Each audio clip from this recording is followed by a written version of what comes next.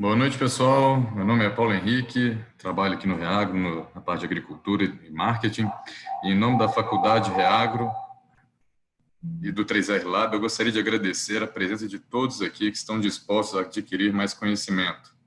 O Web no Café ele é um projeto de educação continuada e gratuita do Grupo Reagro e acontece uma vez por mês por essa plataforma. Antes de eu passar a palavra para o nosso palestrante, eu queria dar alguns avisos aqui para o pessoal. Primeiro, sempre tem perguntas sobre certificado. O certificado ele é enviado para quem participa de toda a palestra daqui uma semana, mais ou menos. O web também fica disponível para vocês assistirem em nosso blog daqui a 30 dias. E eu gostaria de um último aviso, que é as dúvidas sobre o tema que forem aparecendo, que vocês quiserem perguntar para o Luiz Paulo, vocês podem enviar na caixa que tem o Q e A aí abaixo na tela de vocês. Mandem as perguntas sobre a palestra nela, que ao final a gente vai sentar aqui e bater um papo para respondê-las. E agora eu quero passar a palavra para o nosso coordenador e consultor da equipe de café, o Luiz Paulo, que vai fazer uma palestra de aproximadamente 45 minutos e depois a gente conversa mais um pouquinho. Obrigado, Luiz Paulo. Boa palestra, boa noite. Eu vou parar de compartilhar minha tela aqui agora. Você pode puxar a sua e começar a sua palestra. Pessoal, boa noite. Para mim é um grande prazer poder novamente estar aqui participando de mais um webinar Café. Como o Paulo Henrique me apresentou, meu nome é Luiz Paulo, faço parte do corpo de consultores do Reagro, trabalhando aí já há quase 10 anos no campo, em trabalhos tanto de consultoria quanto também na área de ensino. E durante todo esse tempo aí que a gente tem realizado alguns trabalhos na área de cafeicultura, a gente sempre vê o produtor muito preocupado quando vai chegando aí no dia 15 de março, né, início de abril, já iniciando as colheitas. A gente sente uma preocupação dos produtores muito grande com esse período, um período de muito estresse, um período de muito trabalho e um período onde a gente tem que ter um pensamento muito estratégico, uma visão de longo prazo de todo o período para não comprometer o resultado da safra seguinte e também da safra que ainda está sendo colhida, né? Então, iniciando essa discussão, eu gosto muito de fazer uma reflexão sobre o ciclo de produção do café. A gente tem aí o início do ciclo com a florada, né? Que depois a gente passa aí pelas diversas etapas fenológicas de produção, né? Da reprodução da planta, que tem, então, a granação, maturação, chegando ao fim com a colheita. Mas aí, faço um questionamento a vocês. Será que esse fluxograma que finaliza com a colheita, ele está correto? Será que a colheita é realmente o fim do processo? Pois podemos também pensar de outra forma, que a colheita tem depois a continuação com o crescimento dos novos ramos, né, que teve no ano passado, que vai produzir no ano seguinte. Então, eu gosto muito de levar aí nos nossos trabalhos de consultoria, dentro da sala de aula, nas aulas relacionadas ao assunto, que será que a gente não tem que encarar a colheita, esse processo tão importante, tão trabalhoso, um pouco estressante, como o início do processo de produção do ano seguinte? Porque se a gente encarar que esse é o final do processo, muitas vezes a gente vai fazer de qualquer forma para finalizar e aí teremos comprometimento da produção do ano seguinte. Hoje em dia, a gente sabe que em algumas regiões, principalmente as regiões mais quentes, que têm uma facilidade de trabalhar as podas maior, trabalha muito com o sistema de safra zero, mas onde não se tem a safra zero, onde não vai fazer a safra zero, e mesmo onde vai fazer a safra zero, o zelo com a colheita a preocupação com a qualidade, a manutenção da planta, ele é um ponto muito importante. Então, em minha visão, a colheita não é o fim do processo, mas ela é o início do novo ciclo que irá ter para a próxima safra. E aí, como mencionamos, é um período de muito trabalho. Nesse gráfico aí, a gente tem embaixo os meses, começando com outubro de um ano, indo até setembro, outubro do ano seguinte. Se a gente pegar o período de outubro a setembro do ano seguinte, esse é um gráfico, as barrinhas representam o total de hora máquina dessa fazenda. Uma fazenda de 130 hectares de lavouras em produção, que teve nessa safra um total de 5.600 horas máquinas em toda a safra. É uma região que inicia a colheita em maio, é uma região mais alta, um pouco mais fria, então tem a colheita um pouco mais tardia, né? Então, se a gente pegar o período de outubro a abril, chamá-lo como um período de entre-safra, a gente tem em 7 meses 52% do total de horas, ou seja, 2.892 horas nos 7 meses. Se pegar o período de maio a setembro, que é o período da safra, o período da colheita, a gente tem 2.707 horas máquina, ou seja, 48% do total das horas está concentrado nos 5 meses da safra. E se a gente for fazer uma análise somente nos meses de maio, junho, julho e agosto, que é onde, nessa condição de local mais alto, tenta fechar a colheita de café do pé, a gente vai ter uma concentração maior ainda nesses meses. Então, eu costumo falar muito isso, que a fazenda de café, ela operacionalmente, no período de safra, de entre-safra, quando a gente não está na colheita, é uma fazenda que tem uma tocada operacional relativamente fácil, não tem muito aperto de serviço, tem uma flexibilidade de serviço, apesar de que os atrasos levam a comprometimentos. Já o período de safra é um período de muito arroxo de serviço e, portanto, necessita de um planejamento específico para esse período, para não ter surpresas e não ter um aperto no final, gerando atraso na finalização de colheita. A gente vê muito que, às vezes, o pessoal começa a safra, começa a colheita assim, com um pouco, vamos falar assim, de corpo mole, um pouco devagar, e, na verdade, eu acho que a safra a gente tem que encará-la como uma operação de guerra. E operação de guerra não é sair quebrando pedra, né? Não é sair quebrando tudo, mas é planejar estrategicamente cada passo e iniciar com força total para poder finalizar essa colheita no momento ideal, no momento apto a não ter comprometimento da safra, como é um dado que a gente vai ver ao final da palestra, e também da safra seguinte.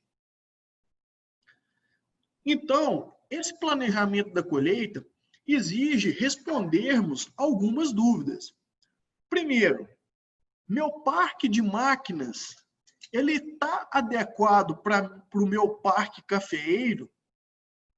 A gente vê algumas fazendas investindo legal no aumento de novas áreas, no plantio de novas áreas, aumentando as novas áreas, mas não necessariamente fazendo o planejamento do parque de maquinário, se ele tem que, para ele acompanhar esse aumento das novas áreas.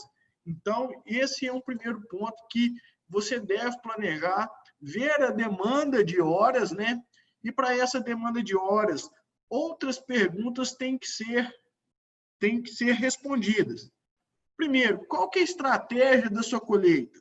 Eu vou fazer uma passagem só com café mais seco, ou vou fazer 2 passadas, fazendo a primeira passada com café um pouco mais verde, 3 passadas em algumas lavouras?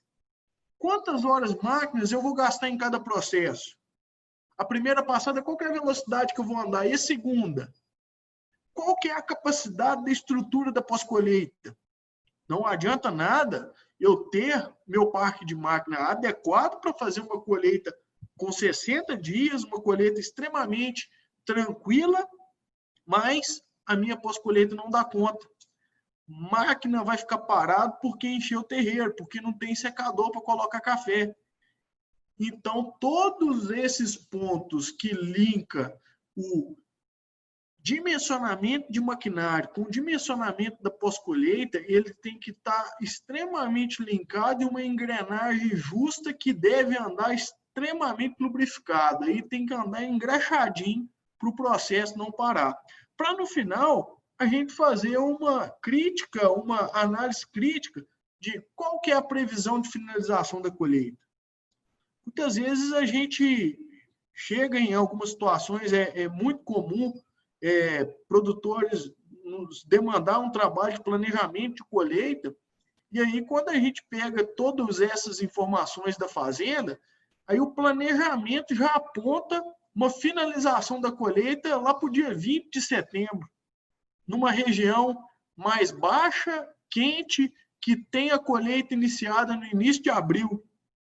Isso aí já é um tiro no pé, isso aí já é um processo que você tem certeza que vai dar errado, porque se o planejamento está apontando finalizar no final de setembro, qualquer imprevisto que tiver vai jogar isso ainda para frente. Então, não pode, a gente tem que buscar soluções para isso.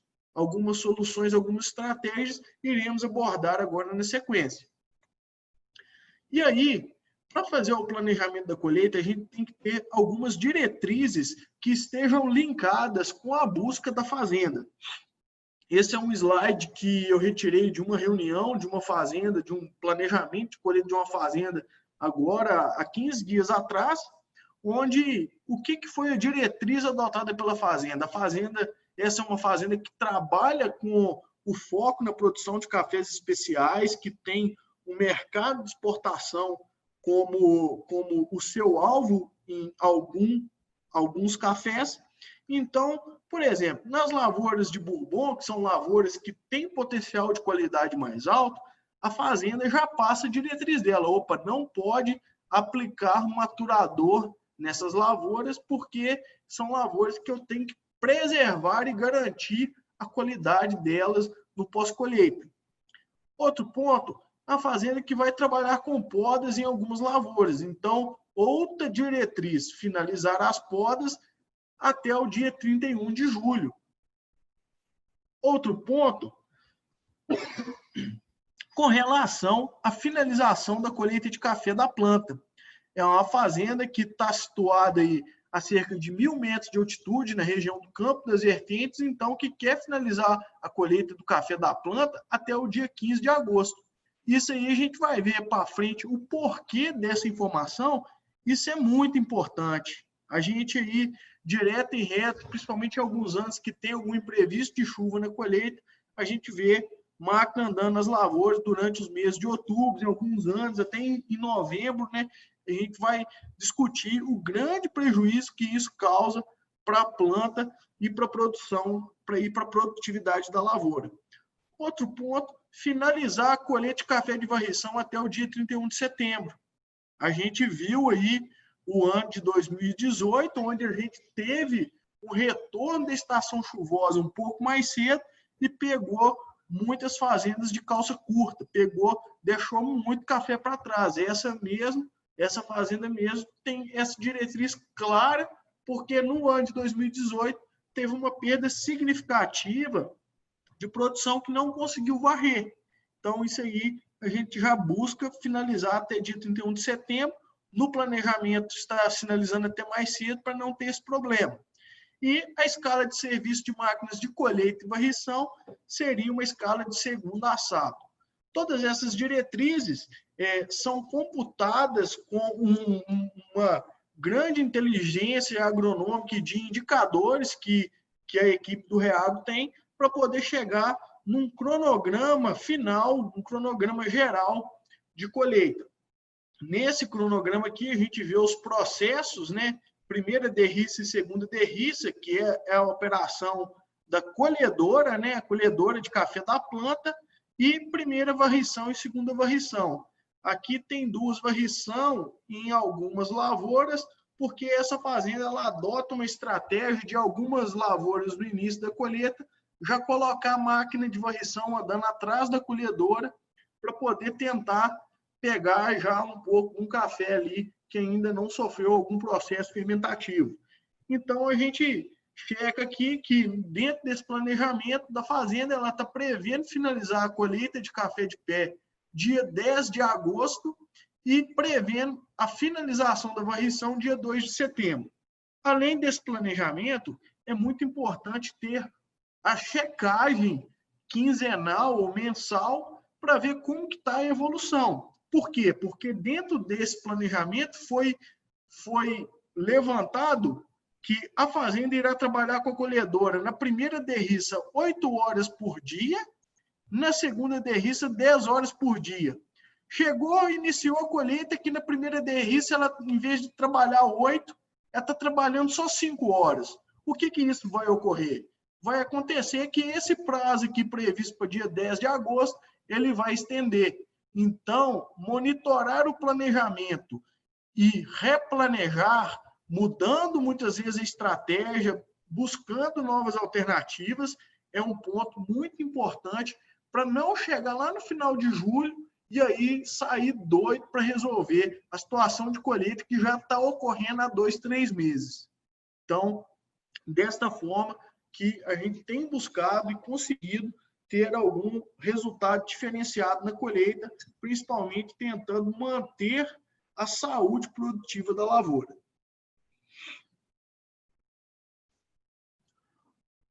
O segundo ponto de grande importância dentro da estratégia adotada na colheita, a gente precisa entender os processos fisiológicos que ocorrem na maturação. A maturação, a planta, ela produz frutos para poder perpetuar a espécie. Esse é um fenômeno natural que ela tem, que todos os seres vivos têm, e aí, para ela buscar essa perpetuação, envolve aí alguns fenômenos fisiológicos, hormonais, durante esse processo.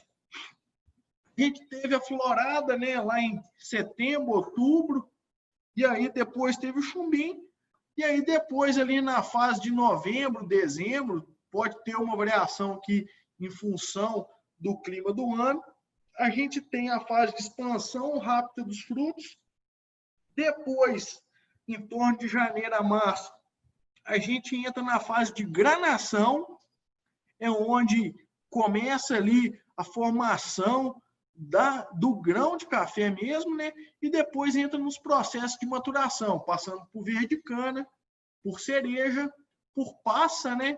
E chegando no fruto seco. Essa é a fenologia aí dos processos de maturação. Quando a gente linka essa fenologia da maturação com as condições ambientais, alguns quesitos são importantes da gente entender. Por que a região de Furnas, ali, Alfenas, Ilicínia, Carmo do Rio Claro, colhe café mais cedo do que as regiões mais altas, as regiões da Mantiqueira, os campos altos do Campo das Vertentes, que estão ali a 1.000, 1.100 metros de altitude? Por uma razão muito simples de entender, porque é a temperatura média das regiões mais baixas, elas são mais altas.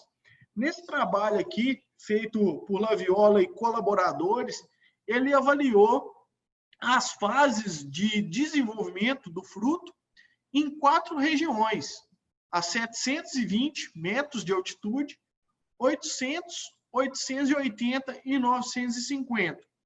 E aí, dentre essas regiões, a gente pode observar que a temperatura máxima média observada nesses 4 locais, ela é decrescente em função do aumento da altitude.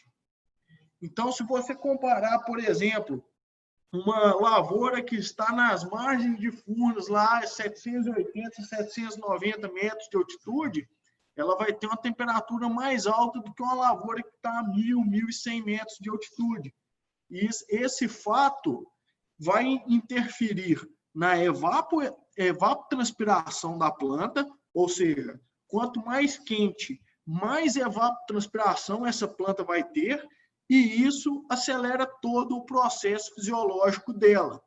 No próprio site do Sismet da Cochupé, que é uma iniciativa louvada que a Cochupé teve de gestão de indicadores climáticos, a gente pode acompanhar aí essa evapotranspiração em todas as regiões de abrangência da Cochupé, tendo essas informações de maneira muito fácil, muito bacana essa disposição. Depois eu vou até mostrar aqui algumas dessas informações. E aí, esse autor comparou nessas 4 altitudes, onde a gente tem do mais baixo para o mais alto um decréscimo da temperatura máxima média, como que foi o desenvolvimento desses frutos. Ele fez um ponto na avaliação dele aqui que foi, na minha visão, um pouco fora da prática, que na fase de maturação ele parou a avaliação de todas as áreas com 266 dias após a florada. Se ele tivesse continuado, ele teria um dado mais precioso, porque na altitude de 950 metros, a maturação estava acontecendo há somente 4 dias. Então, ele tinha que ter continuado essa avaliação. Mas aí, vamos esquecer essa informação da maturação e parar aqui na granação. Não que não seja importante essa maturação, que na verdade até uma grande diferença que tem nas regiões de diferentes altitudes está relacionado a essa fase de maturação. Quando a gente pega a região de 720 metros, ela fechou a fase de granação com 211 dias. Eu considerando isso aqui como uma referência de 100%, já passando para 800 metros, ele fechou a granação com 222 dias, ou seja, já teve um aumento de 5% das fases até a granação, com essa diferença de 80 metros de altitude. Quando ele saiu de 800 para 880, já aumentou para 224 dias, aumentou já 6%. E quando ele foi para os 950 metros de altitude, ele fechou a granação com 263 dias após a florada, tendo um aumento para a região de 720 metros de 25% do tempo de granação. Diante desses resultados, a gente pode entender por que as regiões mais altas têm maior potencial de produzir café de qualidade, porque ela tem mais tempo para acumular açúcares e compostos benéficos para a qualidade. Então, diante disso, está explicado um dos fatores que agrega qualidade nas áreas mais altas. Porém, tem a janela de colheita estrangulada nas áreas mais altas. Por quê? Porque você não consegue entrar colhendo tão cedo quanto as áreas mais baixas. É bom a gente entender essa questão da altitude, que ela é uma grande diferença quando a gente pensa na macro-região. Se você pensar numa micro-região, aqui é um exemplo de uma fazenda, que nesse ponto aqui, que passa um córrego, né? Então aqui é um ponto mais baixo da lavoura, está 934 metros de altitude. Aqui nesse meio aqui, ó, que esse gráfico aqui representa o perfil plano e altimétrico do terreno, está aqui a cerca de 980 metros. E quando chega aqui próximo da estrutura de benefício, já está aí a 1.006 metros de altitude. Dentro dessa mesma fazenda, esse pensamento já muda.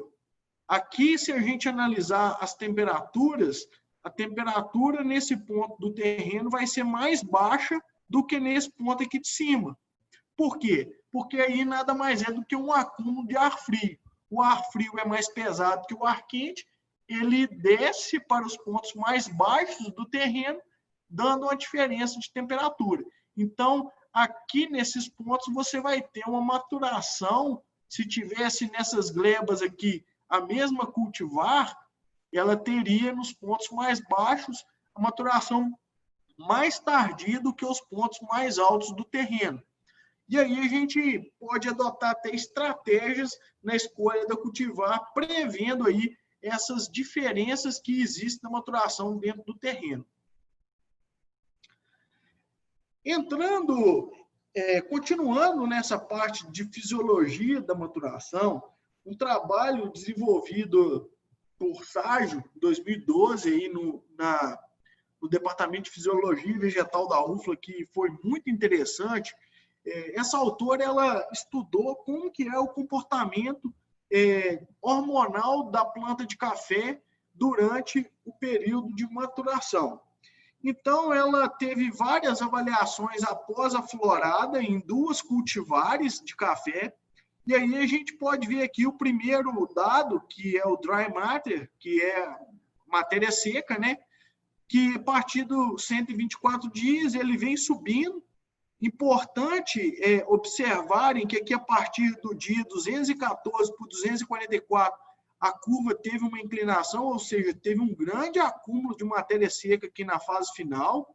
Isso aqui implica num assunto que a gente vai falar logo na sequência, que é o posicionamento de hormônios para maturação. Esse é uma informação muito importante e perigosa para não errar o posicionamento de maturadores. Enquanto a umidade do grão vem decrescendo aí na medida que vai passando os dias após a florada. E aí, existe uma divisão de maturação dos frutos que é muito importante da gente entender, que é a questão dos frutos climatéricos e não climatéricos. Todo mundo entende muito bem isso, que é o seguinte: o que são frutos climatéricos? Frutos climatéricos são frutos que têm um aumento da taxa respiratória e, consequentemente, do etileno.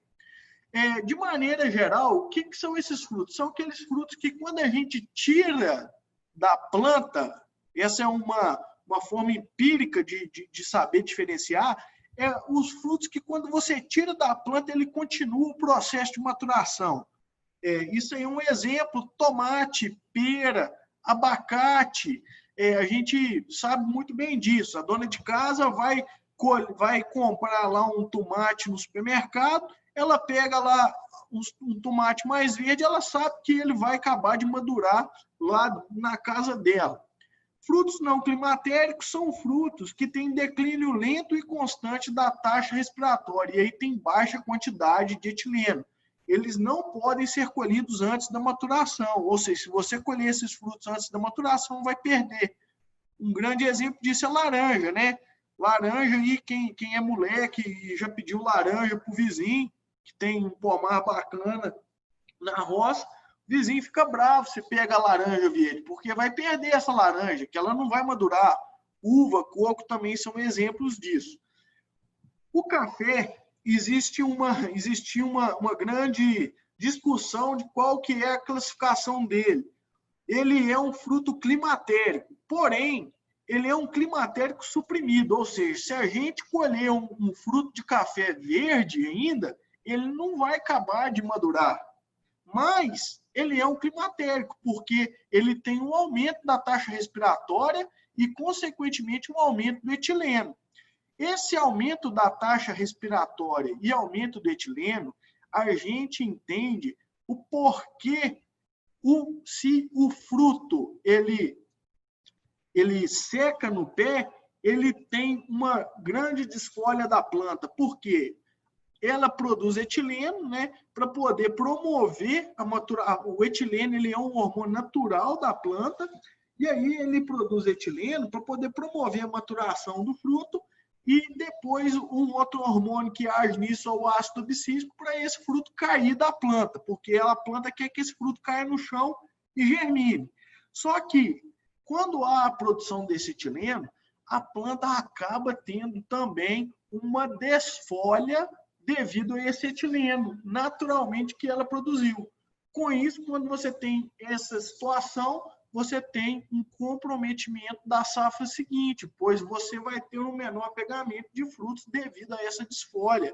consequentemente, depois, na outra safra, quando esses frutos forem encher, as folhas não vão estar lá para mandar para os frutos, as reservas para ele encher. Então, acaba tendo um comprometimento da safra.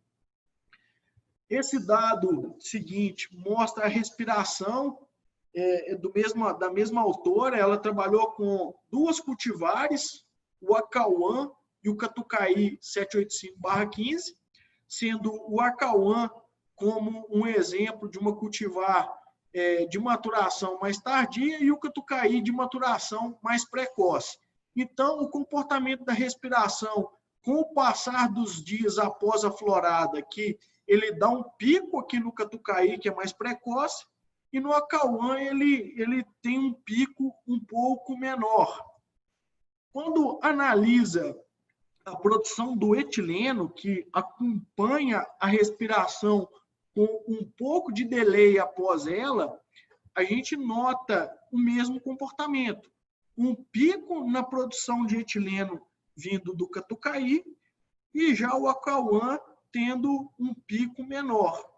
Com isso, o que a gente pode levar para a prática de um trabalho feito com grande louvor, um trabalho muito bem feito e que tem um link com a prática muito grande? Se tivermos que atrasar uma colheita em alguma lavoura por algum motivo, é melhor atrasarmos nas cultivares mais tardias. Elas irão sentir menos esse atraso do que as cultivares mais precoces. Isso aí, a gente fazendo aí um exame de consciência aí de vocês podem voltar atrás e lembrar que lavoura de Mundo Novo, Acaiá, sente muito mais do que lavoura de Catuaí, no caso de um atraso de uma colheita. Desfolha tudo, vira um bagaço depois para outra safra, né? Então, esse é um ponto muito importante da gente entender no planejamento de colheita e não errar. Então, dentro das estratégias de colheita, a gente tem que focar na data de finalização dela para não ter esse pico de etileno agredindo a sua planta e tendo problemas para a safra seguinte. Só que, ao mesmo tempo, a gente, do mesmo jeito que a gente não quer que a planta dê o pico de etileno, a gente tem que usar esse etileno na forma de maturadores para poder, em algumas situações, aumentar um pouco essa janela de colheita. E também, com relação ao método de colheita, é uma estratégia a ser adotada. Bom, primeiro falando do método de colheita, o grande lance do método de colheita é como você vai fazer essa colheita. Quando iniciou as colheitas mecanizadas, as primeiras formas de se colher as lavouras era sempre deixar o café secar mais, passar a máquina uma vez só, máquina andando mais devagar, né? Começava o início da safra andando 400, já vi máquina até de 300 metros por hora, e depois, com o passar que esses frutos fossem madurando, fosse ficando mais fácil de tirar da planta, aumentando um pouco a velocidade, mas nunca passando mais do que em 1.000, 1.100 metros por hora. Entrando na lavoura com a maturação mais adiantada. Com o passar do tempo e as pesquisas aí encabeçadas pelo professor Fábio Moreira, da UFLA, que teve uma contribuição gigante para esse processo, né?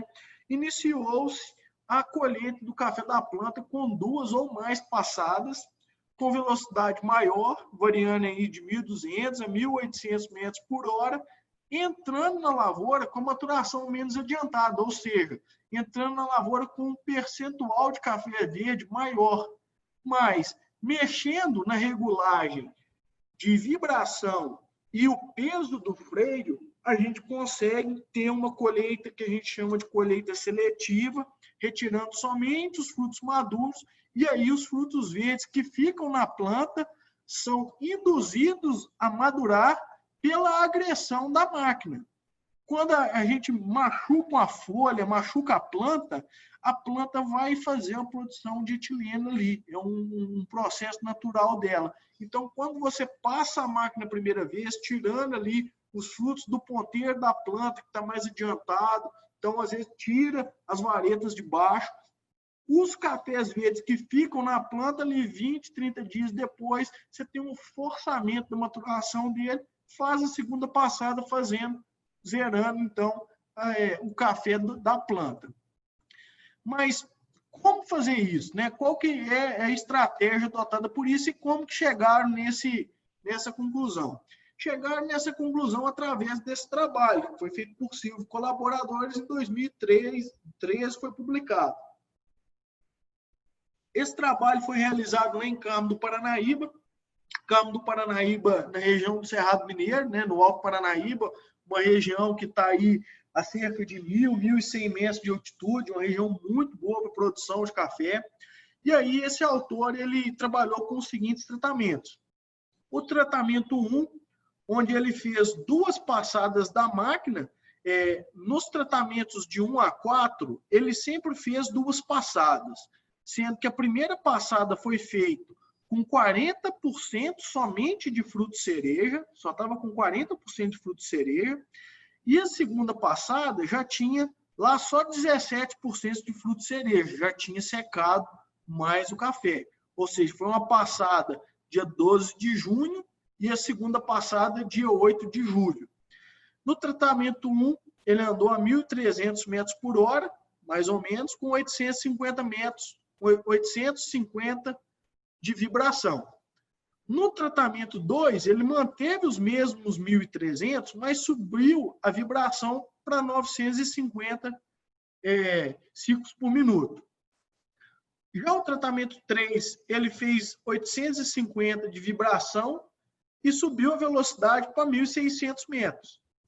E o tratamento 4 manteve os mesmos 1.600 metros de velocidade com 950 ciclos por minuto de vibração. O tratamento 5 já foi a colheita plena, no método, vamos falar, no sistema mais antigo, né? Ele entrou na data da segunda passada, dia 8 de julho, fazendo essa colheita com 1.090 metros por hora e 950 ciclos por minuto de vibração. E o tratamento 6, onde ele fez a colheita manual. Era uma lavoura com a produção média de 4,8 litros por planta e aí uma produção beneficiada de 42 sacos por hectare, uma produção média. E aí o que esse autor ele encontrou primeiro no que diz respeito à eficiência de colheita? Primeiro, com o volume residual de café em percentual na planta. O que é isso? É quantos por cento do café da produção total que ficou na planta, que vai muitas vezes ficar lá, não vai ser colhido, vai virar inóculo para a broca, ou então que tem que colocar gente jogando café para o chão de mão, ou de mãozinha semi-mecanizado, ou na mangueirinha, no porrete, né, que muitas vezes tem um dano grande para a lavoura. Nos tratamentos onde teve 2 passadas, esse número variou de 2,9% a 4,7%. E no tratamento de uma passada, ele já foi para 7%. É um número que é bastante significativo, porque isso aqui já dá quase 350 ml de café por planta. Enquanto aqui teve tratamento de ficar só 140 ml de café por planta. Outro dado muito interessante passando a máquina 2 vezes, era de se esperar que se caía mais café, porque a máquina, ao passar, o café que ela mesma apanhou, ela joga no chão alguma coisa. Mas não, o que aconteceu foi justamente o contrário. Onde ele passou a máquina uma vez só, ele ficou no chão quase 1,5 litro de café por planta, enquanto onde teve o pior resultado nas 2 passadas, que foi a máquina andando a 1.300 metros com 850 de vibração, ele teve só 1 litro. Então, esse dado aí com relação ao café que caiu no chão, na colheita com 2 passadas, ele foi também mais efetivo. Mas aí existiu uma dúvida se essas duas passadas de máquina, ela não agredia mais a planta, se não iria machucar mais a planta. E aí, o que avaliaram? Avaliaram o aspecto da planta, dando uma nota no aspecto dela, né? Então, as notas nos tratamentos com duas passadas variaram de 7 a 8, o tratamento de uma passada só a 5, e a colheita manual 8,5, ou seja, onde passou a máquina somente uma vez, agrediu mais a lavoura. E também avaliaram o número de brotos que saiu na planta depois da sequência, né? Porque a gente sabe que quando a gente erra a colheita de uma lavoura e agride muita lavoura, que a lavoura solta muito broto. E aí não teve tanta diferença. Onde passou uma vez, deu 9,2 brotos por planta na média, e onde passou duas vezes, variou de 6,9 a 10,8. E aonde foi a colheita manual, realmente teve, inicialmente, um menor dano à planta, fechando com 4,2 brotos por planta. Mas o que leva a receita para o produtor é produtividade. Então, vamos ver o que deu o resultado de produtividade desse experimento. Resultado, em 4 safras seguintes, analisando a colheita depois de 2010 a 2013, isso aí é um dado de litros por planta, e aqui é o total acumulado nas safras, entre as duas passadas e uma passada foi estatisticamente igual, ou seja, não interferiu na produtividade da lavoura. E na colheita manual já foi estatisticamente inferior à colheita mecanizada. Então, o resumo dessa situação aí de uma ou duas passadas, em minha opinião, é o seguinte: com relação à eficiência de colheita, como a gente viu nos dados anteriores, as duas passadas é superior a uma passada somente, e em produtividade não há diferença estatística. Então, não tem por que não fazer as duas passadas. Mas será que, com relação ao custo, como que o custo se comporta? Esse autor também fez uma análise de custo desse experimento. E aí, o que foi a conclusão com relação ao custo? Primeiro, colheita manual, como se esperado, né, foi o custo mais alto, com R$ 2.024 por hectare. A colheita de forma mais barata foi a colheita do tratamento 4, que foi a máquina andando a 1.600 metros por hora, com 950 ciclos por minuto de vibração, fechando com R$ 994 por hectare. A colheita, com uma passada somente, fechou com R$ 1.248 por hectare, ficando mais barato, praticamente R$ 60 por hectare somente, do que o tratamento 1, que foi o tratamento que ele andou a 1.300 metros por hora, com 850 de vibração. Então, dá para concluir que, realmente, assim, o sistema de duas passadas, a gente vai falar depois aí um pouco a respeito de algumas particularidades que a gente deve pensar desse sistema, ele é totalmente viável e possível de ser implementado nas fazendas.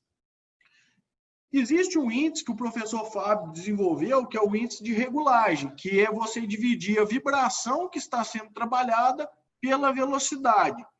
Quando a gente está buscando uma colheita seletiva, que geralmente é na primeira passada da máquina, esse índice tem que estar aí entre 0,5 a 0,7. Quando você já está buscando uma colheita total, que já é aí na segunda passada, o índice tem que estar entre 0,8 e 1. Um exemplo prático disso foi uma situação aí, ocorrida na safra de 2018. Aqui era uma primeira regulagem que estava sendo trabalhada na fazenda. A fazenda estava andando com uma máquina, uma TDI, a 1.100 metros por hora, com 850 de vibração, e o freio com 8 quilos. Então, pegando o índice aqui da vibração pela velocidade, estava dando 0,72. Então, o que a gente estava observando? Retirando muitos frutos verdes. Para a fazenda que trabalha com café de qualidade, isso aqui a gente tem que evitar. O que foi a mexida? Aumentou a velocidade para 900, para 1.600 metros por hora, a vibração para 900, Diminuiu um pouco o freio, né? Então ficou com um índice aí da vibração pela velocidade de 0,56. Aí a gente nota aí bem menos frutos verdes, tendo uma colheita melhor. E aí, isso aí a gente vê o resultado aí na máquina, né? Uma colheita com muito pouco fruto verde, aí o café no terreiro sendo esparramado, aí o vídeo desse café sendo esparramado, café muito bonito, né? Uma maturação muito, muito bacana, isso era uma lavoura de Bourbon. E aí, chegando no final, o resultado desse trabalho, né? Que foi aí o resultado alcançado pela Fazenda Mumbuca, em Santo Antônio do Amparo, onde no ano de 2016, na verdade, ela foi aí National Winner do concurso da BSCA, com 85,47 pontos, com um lote de 80 sacas de um café, que não é um lote para mandar para concurso, só que devido a esse trabalho bem feito, o trabalho de pós-colheita da equipe da Fazenda sendo muito bem feito, conseguiu um resultado de bastante orgulho para a Fazenda e para a equipe do Reagro. Então, em resumo, com esses tipos de colheita, como eu tenho tentado trabalhar aí nas fazendas, há algumas variações em função de como que está sendo o geral das lavouras, né? Mas lavouras de 20, 25 sacos por hectare, eu tento trabalhar com uma passada somente da máquina com frutos mais secos. Por que isso? Porque muitas vezes fazer duas passadas, o dimensionamento de máquina das fazendas não está apto a isso, a fazer nessas produtividades. Lavouras já acima de 25 sacos, já tento fazer duas passadas, com a primeira passada seletiva, ou seja, tirando vareta de baixo, usando a inteligência nas regulagens de velocidade, de vibração e de freio, e isso aí tem sido feito aí em cerca de 70% das lavouras colhidas. Primeira passada trabalhando aí de 1.500 a 1.600 metros por hora, com vibração de 850 a 900. Segunda passada, eu já reduzo em alguns casos a velocidade para poder retirar todos os frutos e aumento também um pouco a vibração, chegando até 1.000 RPM de vibração, com freio na colheita seletiva de 6 a 7 quilos e na colheita normal de 8 a 10 quilos de freio. Bom, chegando em uso de maturadores, esse é o gráfico aqui da produção do etileno, que a gente viu logo para trás aqui. É importante o uso de maturadores, só que exige algum conhecimento. Quando a gente faz um bom posicionamento dos maturadores, eles nos dão um benefício de adiantar a colheita de algumas lavouras.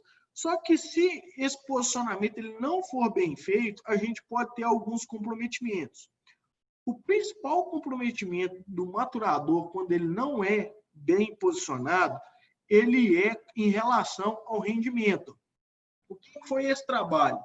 Esse trabalho foi um trabalho realizado numa lavoura de primeira safra, era um Catuai 99 de 2 anos e meio, que foi colhido mecanizado. Hoje a colheita mecanizada de lavouras de primeira safra, ele é uma realidade dentro das nossas consultorias, temos conseguido fazer esse trabalho, e aí a gente queria fazer um balizamento das doses para essa lavoura.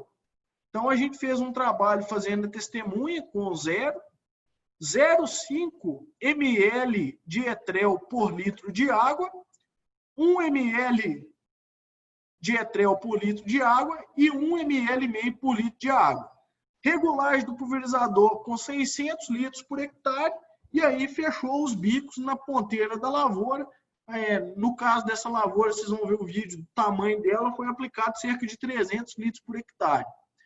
E aí, o que foi a situação que a gente posicionou nessa lavoura? A gente fez a aplicação cerca de 40 dias antes do ideal de aplicar, porque a gente queria avaliar, na verdade, era o impacto de desfolha da lavoura. A gente queria fazer um balizamento de dose para não errar a dose da lavoura.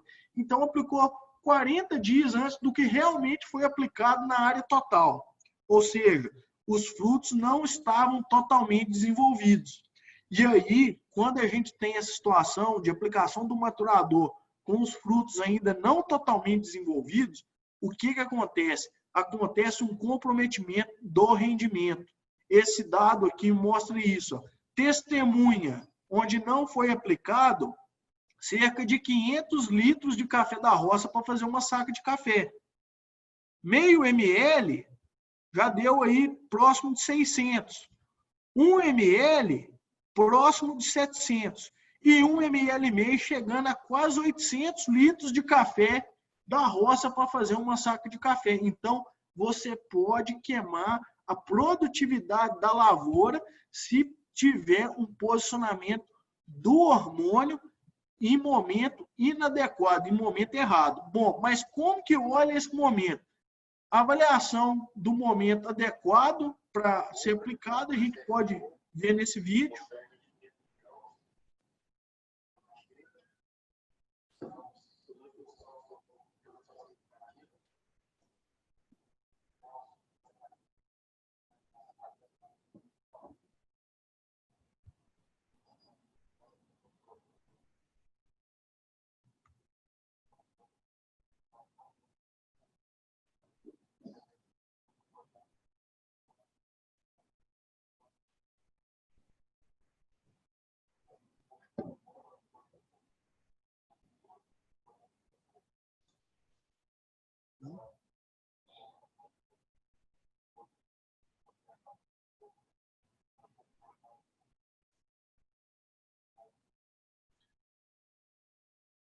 Então, pessoal, como que é feita essa avaliação? Essa avaliação é feita retirando amostras de grãos do terço que tem produtividade significativa da lavoura, mas nas partes mais baixas, pegando os frutos mais de dentro, tirando frutos ao acaso e depois fazendo um corte desses frutos e fazendo avaliação aí, como nosso amigo Maurício fez aí no vídeo. E aí, é muito comum chegarmos em fazendas e tentar posicionar o uso do hormônio, e o produtor está um pouco resistente com o hormônio, falando que não viu vantagem por esse erro de posicionamento. Aqui é o vídeo dessa lavoura de primeira safra, onde foi aplicado, tinha cerca de 20 dias de aplicação, como que estava a situação da lavoura aí nas diferentes parcelas.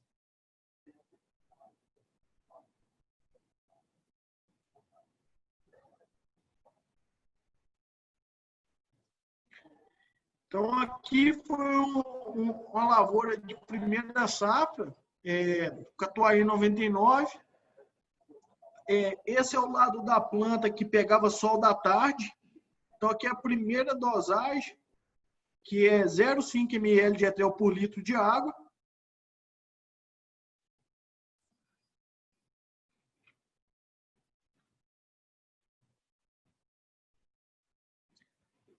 Aqui a gente já nota uma mudança na coloração, aí mostrando aqui a marcação da parcela, 1 ml de etrel por litro de água.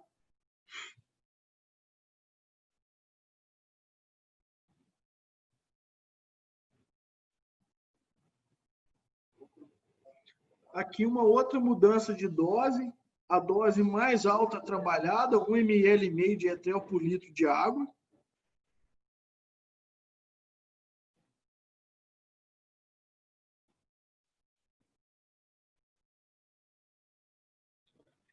E aí chega aqui, ó, a gente já nota os frutos mais verdes, a testemunha sem aplicação. Então, dá para notar assim, o efeito do produto, ele é muito nítido. Agora, tem que realmente saber posicioná-lo em termos de dose e, principalmente, dose não é o grande desafio de posicionamento de etileno, mas sim momento de aplicação. Tem que fazer avaliação, repetir a avaliação mais de uma vez para ver se o dado está sendo coerente para tomar a decisão do uso. Então, a gente tem um limite para finalizar essa colheita de café de planta para a gente não ter o problema de comprometimento.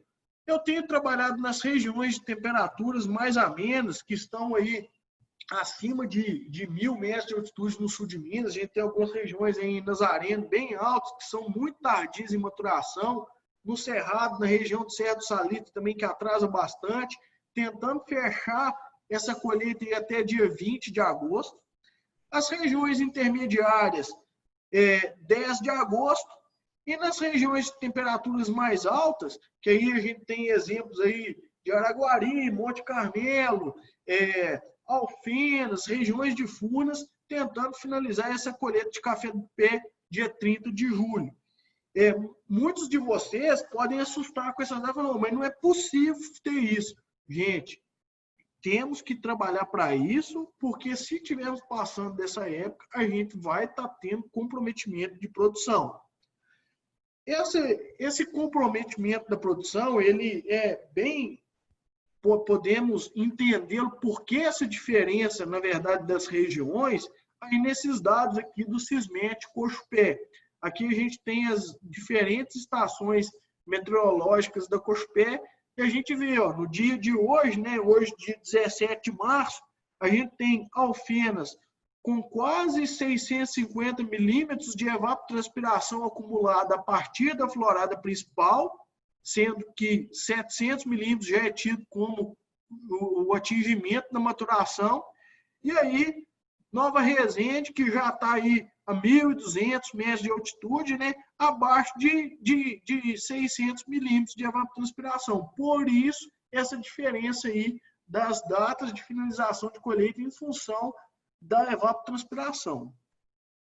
Então, em resumo, é importante agora, na hora de pensar nesse planejamento da colheita, primeiro, defina a estratégia de colheita que se encaixe no seu sistema de produção e se adequa à estrutura disponível. Fazenda tem pouca disponibilidade de prestador de serviço, não tem máquina própria, tem que alugar máquina e pouca disponibilidade de aluguel. Tem gente posicionar 2 passadas de máquina? Não, gente, não tem como. Infelizmente, tem que encarar a situação real. Agora, quando é possível, realmente a gente tem visto um benefício grande. Um dos meios de aumentar a janela de colheita é adiantar o início. Protelar o final é atraso, não é aumento da janela de colheita. Agora, adiantar o início é uma metodologia interessante. Portanto, em muitas condições, o uso de maturador ele é um pré-requisito, principalmente nas regiões de maturação mais tardia. E a passada de máquina 2 vezes também é uma interessante ferramenta para isso. Cuidado no uso dos maturadores. Exige conhecimento técnico da definição de dose e, principalmente, no momento ideal da aplicação. Eu escuto muitos técnicos falar que Etrel é um produto muito técnico. Mas aí você pergunta a dose, todo mundo faz, a dose é a mesma. Então, assim, o que é o técnico do Etrel, do etileno? É o momento de aplicar. A avaliação do momento de aplicar é extremamente importante. E não atrasa a finalização da colheita de café da planta. Os desafios, gente, todos os anos a gente vai ter. A gente está cansado de saber que vai ter chuva na colheita, máquina vai quebrar, tratorista vai dar o bolo. Então, os desafios todo ano a gente tem. Só que atrasou, a gente vai ter perda. Esse é um dado de um trabalho feito pelo Felipe Santinato, que é muito interessante, onde ele colheu lá no Cerrado, na mesma lavoura, foi colhida em parcelas, né? Em junho, onde ele tratou como a referência, julho, agosto e setembro. Colheita de julho, na safra seguinte, produziu 6,8% a menos do que onde foi colhido em junho. Colheita de agosto produziu 11,3% a menos do que onde foi colhido em junho. Colheita em setembro, 15,5% a menos do que onde foi colhido em junho. Então, o atraso de colheita não tem discussão, vai impactar na safra seguinte. E há um indício, esse é um indício forte, que pode também ter um atraso na própria safra. Quem trabalha com milho sabe muito bem disso. Lavoura de milho, começou o processo de secagem na roça, colheu ela com 25% de umidade, produziu lá 200 sacos por hectare. Ah, não vou colher com 25%, não, eu vou deixar secar para 15%, porque aí eu não pago secagem. Ela não vai produzir 200 sacos por hectare, vai produzir menos. Por uma razão que no milho é bem entendida, que o grão começa a respirar e perder peso. Em café, há um indício, ressaltando, e eu não estou afirmando isso, é um indício que isso também pode ocorrer. De onde que tirou isso? O pessoal lá de Araxá fez um trabalho que foi publicado no simpósio aí em 2016, se eu não me engano, onde eles pegaram um café, esse trabalho ele não é um trabalho conclusivo, porque eles pegaram amostras de café no lavador. Então, pode ter pegado café mal formado, né, e tudo mais. A gente, esse ano, até tentou fazer um trabalho desse, marcando ramos da lavoura, para pegar nos mesmos ramos os frutos, mas acabou que teve um problema e perdemos o trabalho. A gente pretende repeti-lo agora na colheita de 2020. Mas eles pegou os frutos no lavador, e aí o que é muito interessante desse trabalho? Eles separaram, pensando aqui em café verde, café passado, que é o café seco, e o café cereja. Um dado interessante é esse peso de 500 sementes. O que era de se esperar? O café verde era de se esperar que pesaria menos do que o café cereja. O café verde pesou 40,8 gramas 500 sementes e o café cereja 56,4. Isso era de se esperar, né? Por quê? Porque o café verde ainda estava em processo de granação. Já o café passado, já não era de se esperar essa diferença. Isso é o peso de 500 sementes, já é o fruto beneficiado. E o que aconteceu? O café passado pesou 48 gramas 500 sementes. Ou seja, se a gente adotar o café cereja como 100%, a curva do rendimento de peso, o café verde pesou só 77% e o café passado 85%. Ou seja, o atraso na colheita tem indícios que pode comprometer até a produção da própria safra. Mas isso é uma discussão que a gente vai ter que pesquisar um pouco mais para poder afirmar, mas em vias das dúvidas, o atraso já gera comprometimento da safra seguinte, então a gente tem buscado aí sempre nas nossas consultorias, dentro das discussões aí nos treinamentos, deixar bem claro de não tentar ter esse atraso. E aí, gente, finalizando, uma mensagem que eu queria deixar para vocês é que você pode ter resultados ou desculpas. Os dois nós não vamos encontrar na mesma colheita. Eu vejo direto uma fazenda falando, não, esse ano atrasou porque a máquina quebrou demais, então porque choveu. Isso, gente, todo ano tem. Isso é desculpa, que vai gerar comprometimento do resultado. A nossa função como técnicos, como produtores, como gestores de fazendas, é agir para não ter o atraso. E aí a gente tem que buscar bastante comprometimento, técnica e ciência para poder chegar nessa parte. Aqui embaixo estão meus dados, meu e-mail, meu telefone com WhatsApp. Caso alguém tenha alguma dúvida, queira trocar alguma ideia, a gente vai ter um momento agora para poder ter uma interação, mas pode entrar em contato também que a gente está à disposição. Queria agradecer a vocês aí por esse momento e desejar a todos bastante sucesso aí nessa esperançosa safra 2020, né? Uma produção que está animando bastante, para a gente poder ter bastante sucesso aí com a nossa cafeicultura, seguindo forte e firme aí com um futuro brilhante. Muito obrigado a todos.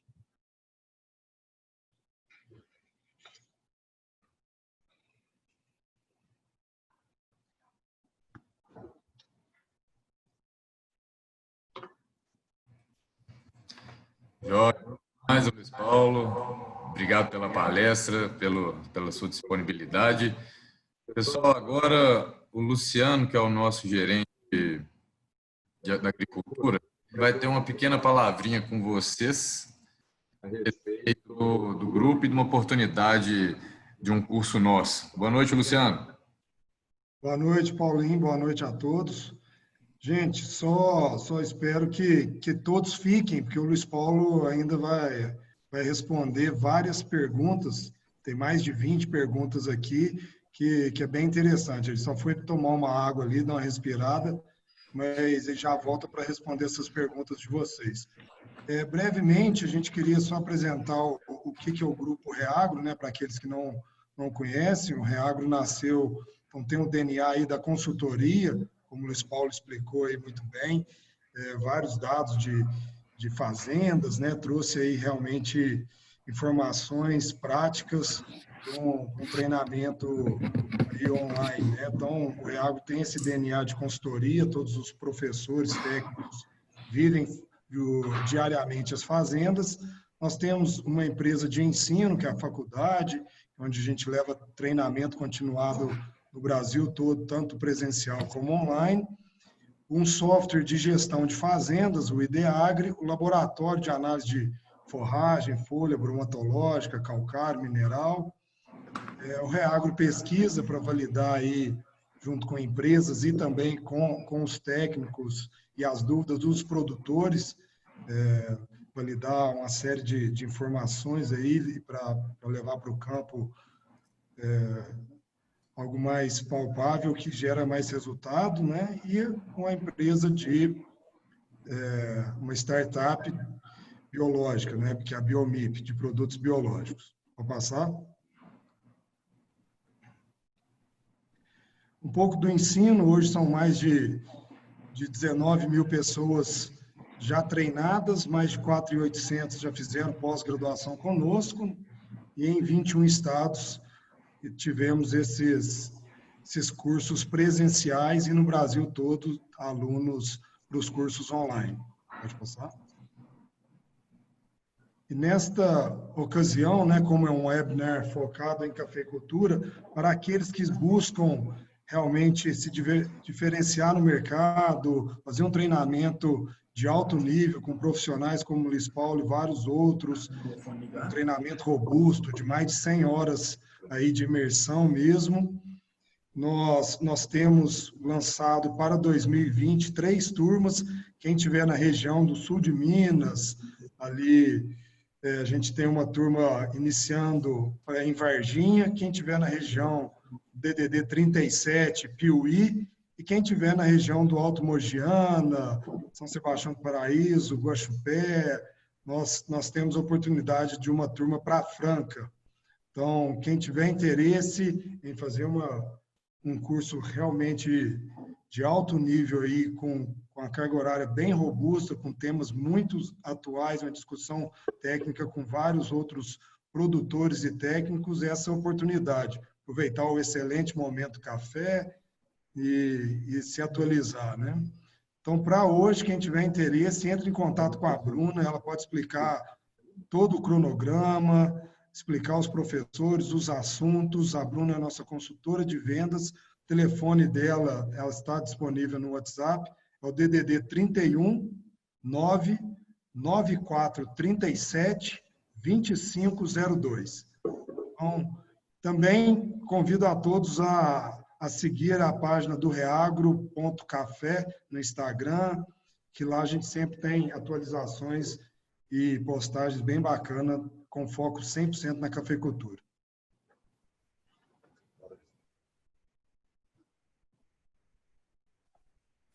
Agora, Luiz Paulo, obrigado, boa noite. Obrigado, Luciano, valeu pelo apoio aí. Isso aí, pessoal, o Luiz Paulo ele é um dos professores do curso também, né, de gestão na produção de café. E com certeza é um curso de muita valia e de muito aprendizado prático, com base em dados científicos também. Nós vamos começar agora as perguntas, um pouquinho mais devagar, porque nós estamos recebendo várias aqui. A primeira, pensando no gráfico de ganho de matéria seca, só um minutinho, está dando um problema no áudio.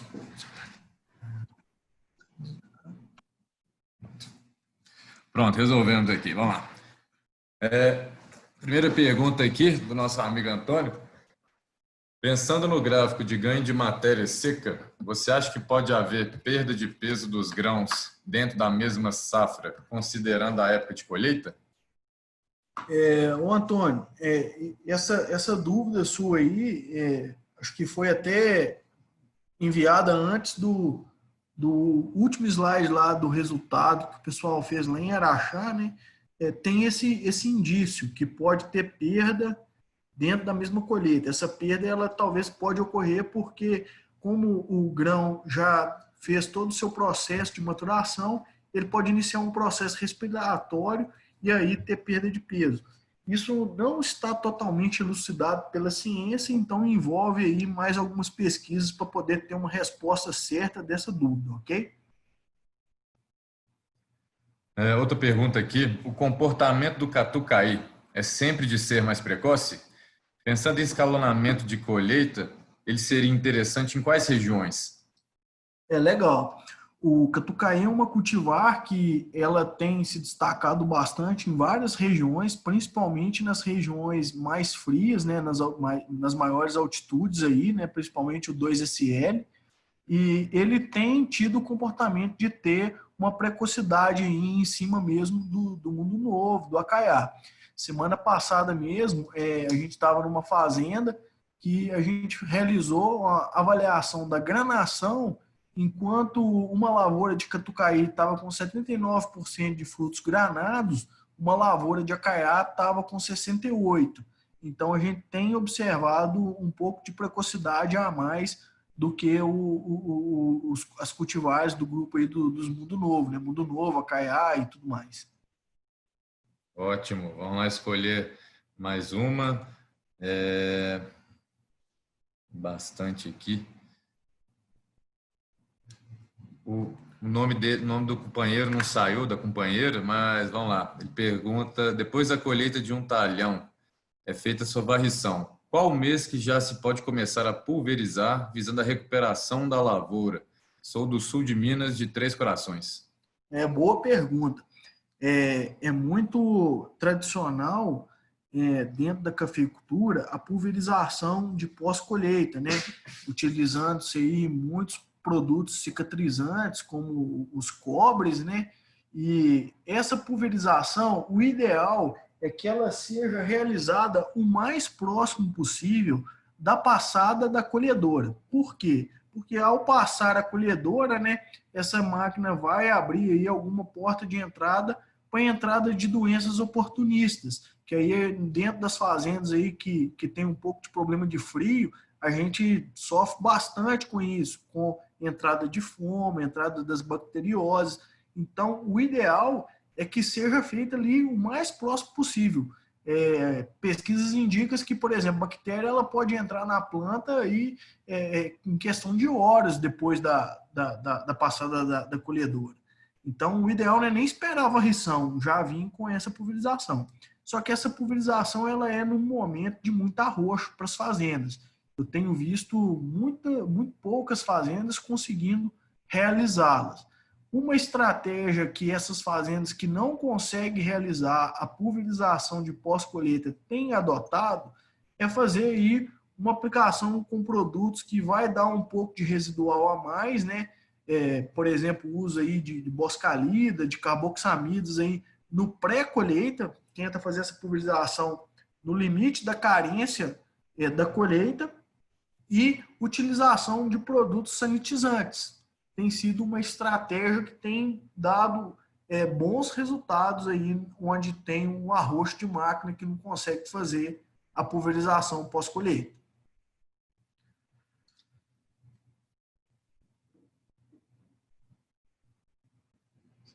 No caso de uma lavoura que será podada e está com uma carga pendente alta, qual seria a melhor regulagem da máquina de colher?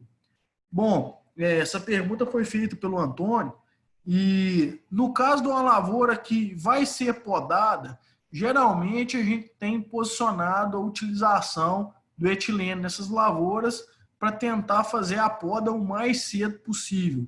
A poda o mais cedo possível vai refletir numa produtividade depois melhor. Então, quando tem feito o etileno nessas lavouras e consegue segurar aí uns 40 dias após a aplicação do etileno, em algumas situações tem conseguido fazer a colheita dessas lavouras em uma passada somente. Aí, para fazer essa colheita em uma passada, tem que muitas vezes colocar a máquina para andar um pouco mais lento, né? Ir 900, 1.000 metros por hora, com vibração em 1.000, e o freio um pouco mais apertado, o freio na casa dos 12 quilos. Aí consegue fazer a colheita em uma passada só. Só que depende muito da estratégia total da fazenda. A estratégia de colheita, ela não tem como a gente fazer ela pensando só na lavoura, mas da fazenda. Às vezes, para esticar a janela de colheita, entra na lavoura mais cedo, para fazer 2 passadas, mas para poder ter uma distribuição da carga de café que vai chegar na pós-colheita, e essa pós-colheita dá conta. Então, tudo isso tem que ser levado em consideração. Mas é uma opção, nessa situação, fazer uma passada só. Ótimo. Vamos lá escolher mais uma.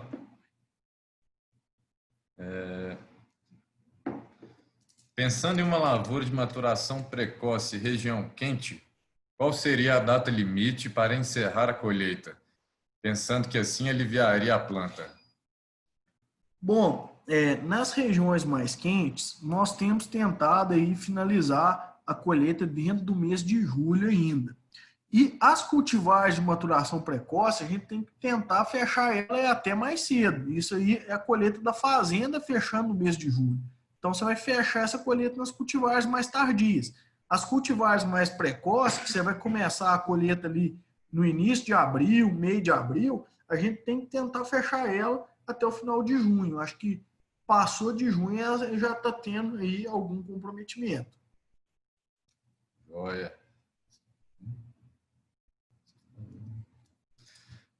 Uma pergunta aqui boa, né? Sobre lavouras de primeira safra. Qual é o seu posicionamento em relação ao uso de maturadores para as lavouras de primeira safra? Bom, essa dúvida aí é um ponto de vista assim, novo que a gente tem trabalhado. A gente aprendeu isso aí com a turma lá do Cerrado, lá da Mogiana. A turma da Mogiana tem trabalhado isso já há mais tempo, que é a colheita das lavouras de primeira safra mecanizada. Para a gente pensar na colheita de lavoura de primeira safra mecanizada, a gente tem que pensar no uso de maturador, tem que pensar no uso de etileno. E há um grande medo de uso de etileno nessas lavouras. E o que a gente tem observado, apesar de ser um procedimento novo que a gente tem adotado, é que, na verdade, conserva-se mais as lavouras. Então, a gente tem posicionado a aplicação dessas lavouras aí, mesmo nos portes baixos, a aplicação do etileno aí na dose de 1 ml por litro de água, regulagem do tanque pulverizador de 600 litros de calda por hectare, mas você vai fechar os bicos de onde não vai ter, nas ponteiras, onde não tem café, e aonde o pulverizador estiver jogando para cima da planta.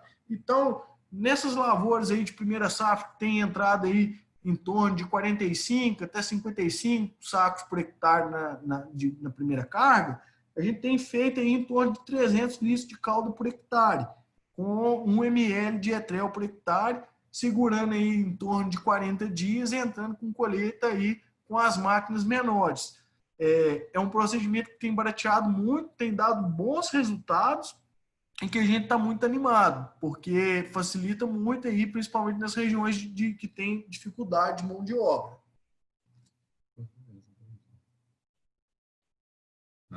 Ótimo, vamos lá, vamos escolher mais uma. Como está mandando bastante. Só um minutinho, gente, já está.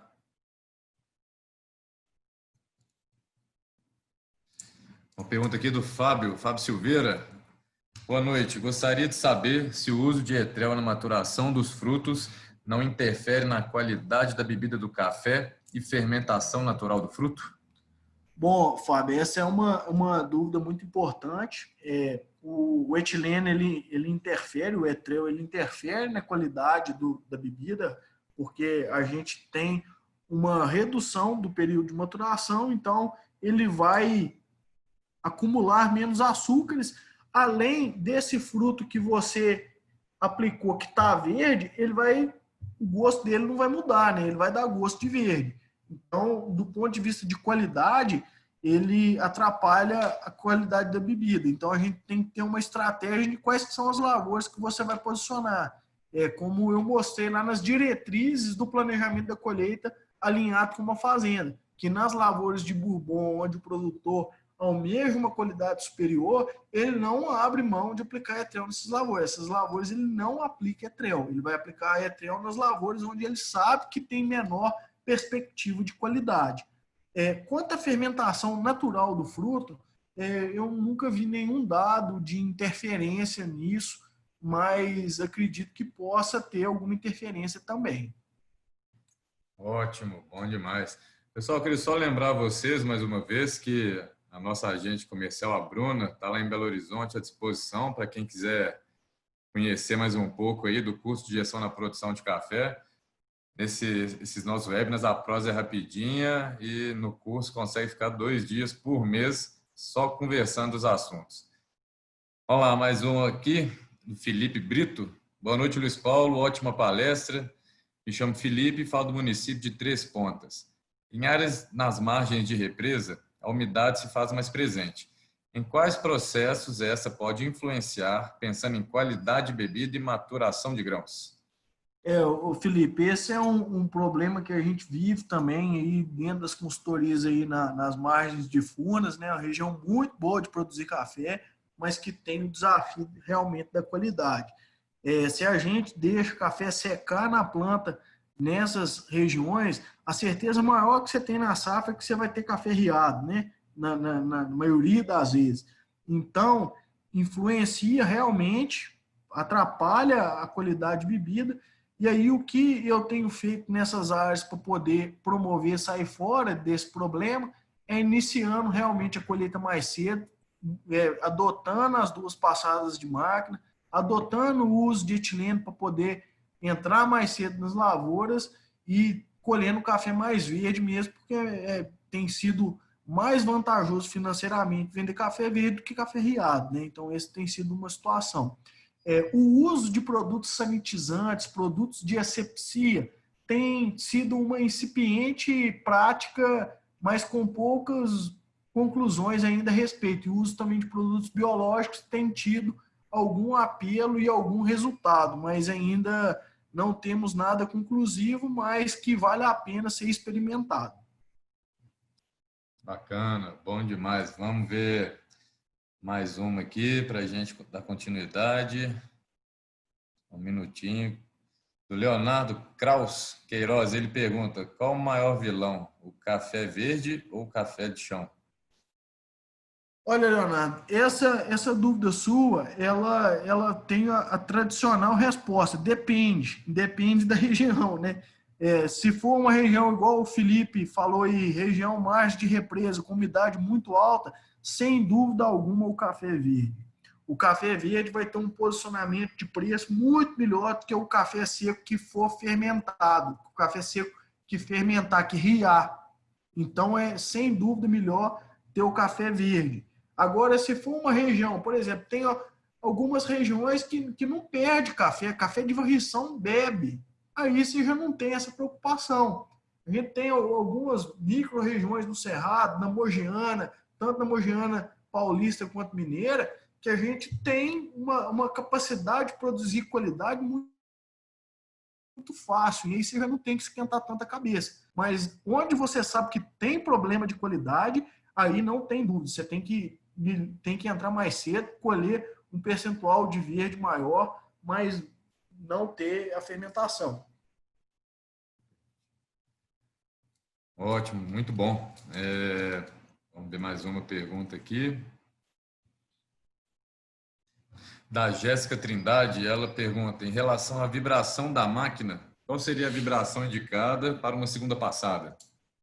Bom, Jéssica, a segunda passada a gente já tem que sair um pouco do protocolo de colheita aí que a ciência tem nos dado e tentar fazer a colheita para zerar a lavoura.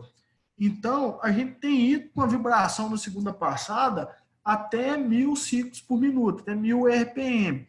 e muitas vezes ainda é necessário apertar um pouco o freio, diminuir a velocidade para poder zerar a lavoura, não ter ainda um repasse de maquininha, que infelizmente é um processo muito agressivo para a lavoura, se você não tem uma equipe bem capacitada para fechar a lavoura ali na segunda passada. Com relação a uma segunda pergunta sua, que é sobre os índices ideais da máquina para a colheita seletiva e da colheita plena, isso aí está na apresentação que vai ser disponibilizada, mas para ter a colheita seletiva, o índice de vibração sobre velocidade ele tem que estar até de 0,5 a 0,7. De 0,7 para cima você já tem aí uma colheita mais plena. Joia. Vamos ver. Escolher mais uma aqui para a gente encerrar a noite. O Leonardo também pergunta aqui: Catuai demora 30 dias a mais para madurar que o Mundo Novo? Leonardo, em média é mais ou menos uns 30 dias. Essa demora de maturação, ela varia muito em função da temperatura média da fazenda. Se você está numa região mais quente, talvez não vai levar 30 dias, ele vai chegar mais junto. Se for uma região mais fria, já passa às vezes dos 30 dias. E, além da variedade, um ponto que é de grande importância na diferença de maturação entre as lavouras é a posição com relação ao sol.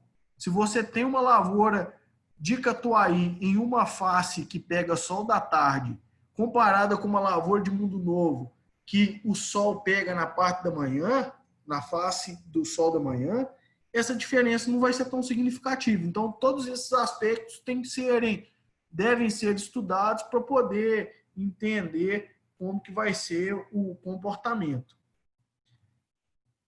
Tem uma pergunta aqui do Carlos, só para fechar aqui, que é se existe algum processo que seja possível acelerar o processo de maturação do fruto, ou seja, estimular a produção de etileno.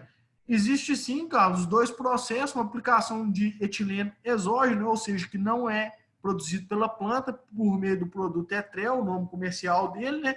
Ou então por meio da passagem de máquinas 2 vezes na lavoura. A primeira passagem você vai fazer uma colheita mais seletiva, né?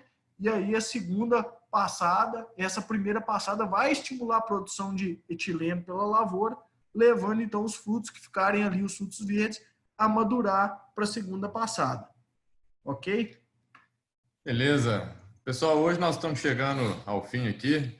Queria agradecer ao Luiz Paulo pela disponibilidade dele em compartilhar conhecimento, a experiência que ele tem no dia a dia. Queria agradecer vocês também por estarem conosco até agora, a nossa equipe pelo apoio dado para desenvolver esse webinar. E aí, pessoal, queria só dar um recado. A gente tem visto muito problemas aí no país agora com o coronavírus, né? Então, vamos só tomar cuidado com o excesso de informação, com as aglomerações em locais públicos, em eventos. Vamos tomar cuidado aí, cuidar da higiene, tudo certinho, buscar informações oficiais para a gente vencer esse desafio aí e não ter graves problemas, né? No mais, muito obrigado, boa noite a todos, boa semana, e a gente volta dia 14 de abril com a palestra do professor Leandro Paiva, ele que é professor lá no Instituto Federal de Machado e vai conversar um pouquinho com a gente de colheita e qualidade de café. Boa noite a todos, obrigado e até a próxima.